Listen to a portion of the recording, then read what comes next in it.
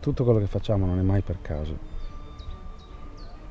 Sarà incomprensibile per noi, ma tutto quello che ci succede rientra in qualcosa di speciale, come se fossimo all'interno di una storia, di qualcosa di grande.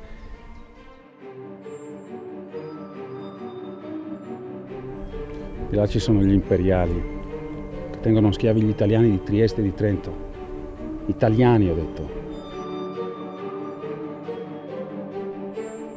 Gianni! Non abbiamo niente a che fare con quelli. Non dobbiamo abbassare la guardia. Ma se hanno occupato le nostre terre italiane.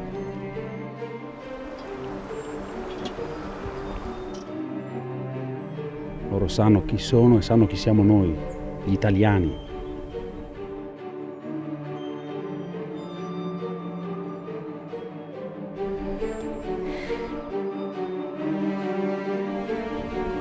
Com'è che ti chiami tu? Riccardo Giusto.